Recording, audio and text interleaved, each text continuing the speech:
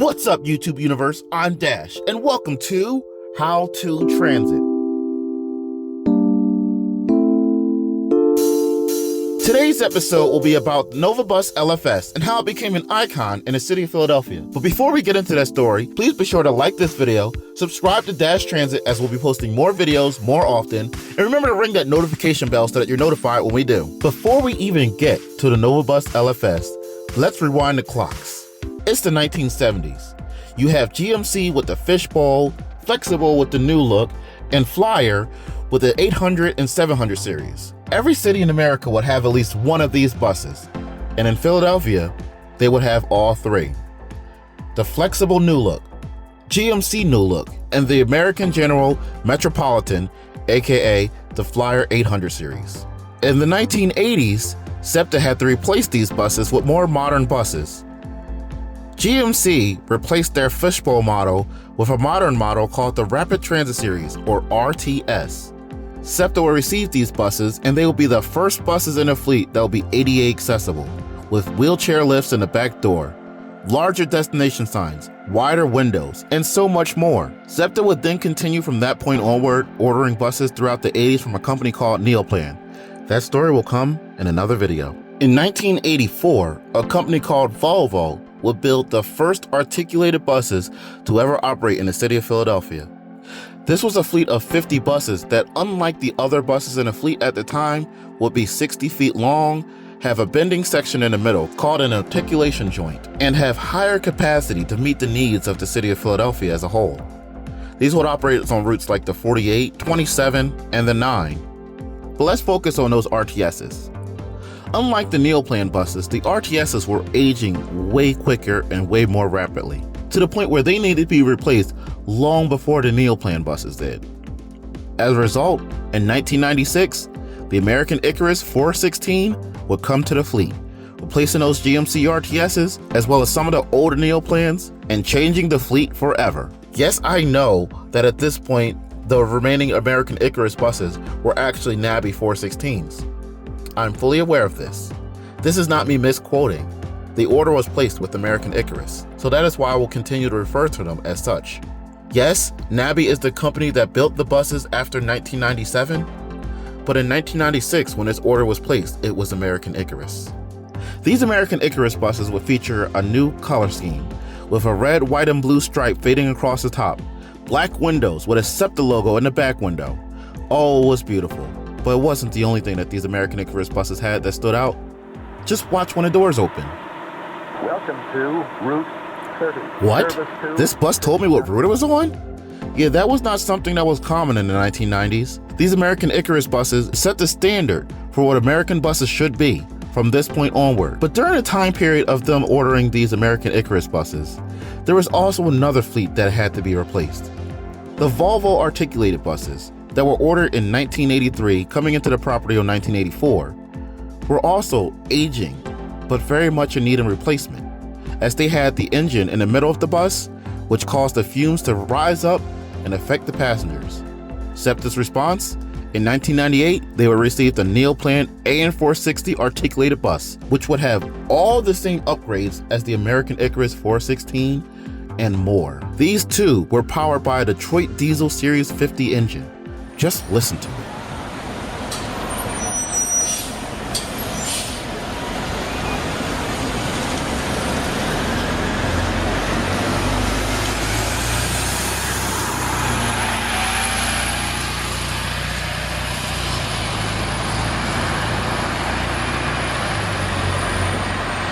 Just like the American Icarus 416s, when these buses opened their doors, they would tell you what route they were on. Again, in the 90s, this was not common. So imagine the responses when everyone's seen the new SEPTA of the time. These talking buses, articulated buses. And SEPTA would get more of them than they did Volvos. As the Volvo fleet was only about 50 buses, the Neoplan AN460 articulated fleet was over 150 buses. 155 to be exact. Now we go forward even quicker. The year is now 2007. The Neoplan AN440s had just fully been replaced with Flyer buses. SEPTA needed more. as the American Icarus buses were rapidly approaching their 12-year mark. However, at the same time, SEPTA was launching a campaign known as More Buses, More Often. Does that sound familiar? Because of this campaign, a lot of the shorter buses, such as the Eldorado Transmark RE29, was to operate exclusively on contract routes that required buses to be less than 30 feet long. As a result, when SEPTA will receive their 440 hybrid buses from New Flyer in 2008, instead of exclusively replacing the American Icarus 416 buses, they would actually replace Eldorado Transmark RE29s that would operate in the city of Philadelphia. There were still at least 90 American Icarus buses that were still on the property. These remaining American Icarus buses were not exactly bad performers, so it's not like their existence was the end of SEPTA as a whole. These buses actually had the ability to last a little longer. In 2012, SEPTA would announce that they needed new articulated buses to operate, as the Neoplan AN460 articulated buses, ordered in 1997 and delivered starting in 1998, were aging rapidly. At this time period, their age was showing. The engines were not exactly up to par to begin with. However, New Flyer Industries, the company that normally would have bid on such an order, was currently busy retooling their shops for the New Flyer Excelsior model, which would sweep the nation as a whole in the coming years. But at this time period, they were unable to bid on the order, meaning that New Flyer Industries would not be the company that would build these buses. The companies that did bid was a company called NovaBus and another company called Designline. Designline was currently going through a lot of issues. The Designline EcoSaver 4, which operated in New York City and Baltimore, were both pulled from service. The Designline Eco Coach over in New Jersey was pulled from service, both for the same reason. Designline went under. The only qualified builder will be this other company, NovaBus. At this point, NovaBus had no history in the city of Philadelphia.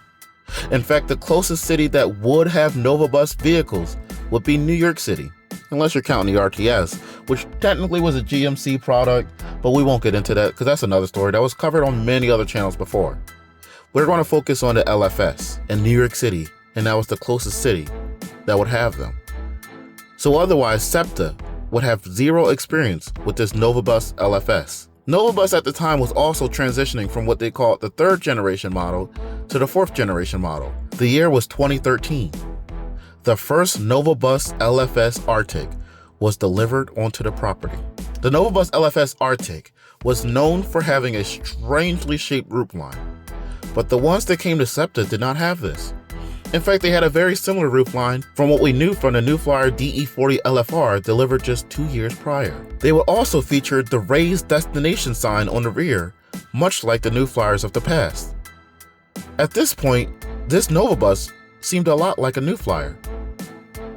As it turns out, this was on purpose. A lot of the specification choices made on these LFSs was made to make them very similar in design to the New Flyer, so that the transition would not be as painful. But remember, the American Icarus buses were the ones that needed to be replaced. So what about these? Why is there an articulated bus and not a 40-foot? Well, as it turns out, the order for the articulated bus also included 90 40-foot buses, which would replace those American Icarus buses. So because the American Icarus buses need to be replaced, and these 90 LFS 40-foots would be coming soon, the focus was on the articulated buses. That is why in 2013, 7300 would continue to serve on routes like the 14, 22, 6, and more, as this bus was touring around each depot that currently had articulated buses to show operators how they would look, to show riders how they would feel. Their sleek, modern design would stand out. Giant visible destination signs that could be seen as far as a whole city block away, backdoor cameras that could allow operators to see what's going on at the back door on an articulated bus, and so much more. All these features made the NovaBus LFS Arctic be very popular within fans, riders, and the company as a whole, despite this being just because New Flyer didn't bid. But in 2014, we will finally see a full fleet of NovaBus LFS Articulateds arrive to Philadelphia. In this video here, I covered in 2014, the NovaBus LFS and the NovaBus LFS Articulated both launched to the streets on the same day. There was a LFS number 8677 on Route 23, as well as many 7300s on Route 48. These NovaBus LFS articulated buses would become SEPTA's articulated bus. Unlike the neoplanes of the past, these had an engine that could output 330 horsepower, and they were hybrid. These buses were also much easier to maintain than the neoplane articulated buses. Even when they were brand new, the neoplane articulated buses were known for their very slow takeoff, sluggish engines, and turbo lag. But the NovaBus articulated bus had none of those problems. These buses had everything that the neoplane articulated buses did not have. But one thing was missing: the New Flyer logo. You see, during this time period, SEPTA would have been exclusively working with New Flyer Industries since the year 2000 for their low-floor buses. That is exactly why these buses were built to be very similar in design to the New Flyer buses at the time, including the spaced-out windows, the roof line, the raised destination sign, and more. In 2016, SEPTA would decide to exercise this option for 30 more buses to be assigned to Southern Depot. These buses will operate on Route 17. Instead of SEPTA ordering 155 to simply replace the existing neoplane articulated buses, they ordered 185 NovaBus LFS articulated buses.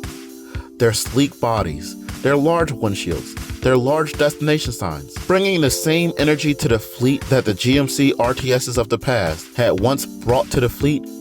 The NovaBus LFS Articulated and the NovaBus LFS 40-foot had brought the same.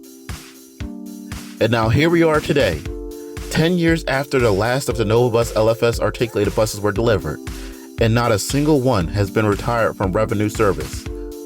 Okay, yes, there was that one, but that one isn't retired per se. It is under investigation, but we won't talk about that as a different video for another day. Did you enjoy this video? If you did, please be sure to like this video.